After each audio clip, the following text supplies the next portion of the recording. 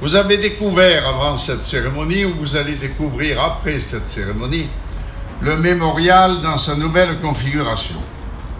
Certains ont pu visiter avant qu'il ne réouvre enfin au public pour livrer ses témoignages et poursuivre ses missions à la fois commémoratives et éducatives. Car nous devons ensemble nous souvenir de la Deuxième Guerre mondiale, de l'Europe dévastée, des millions de Juifs exterminés et des millions de personnes déportées. Dans nulle autre époque, l'humanité n'était parvenue à de tels crimes contre elle-même, contre les Juifs, mais aussi contre les Tziganes, les opposants politiques, les homosexuels, les handicapés, tous déportés et exécutés.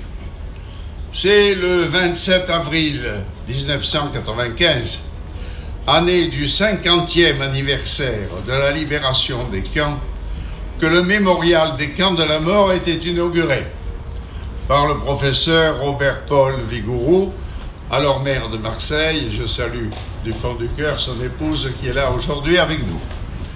Il avait souhaité que cet ancien blocos nazi, construit lors de l'occupation de la ville, situé face au quartier détruit, au pied du Fort Saint-Jean, devienne le symbole d'une domination vaincue et devienne un lieu de recueillement et de transmission à la mémoire des victimes du nazisme et du régime de Vichy, morts en déportation.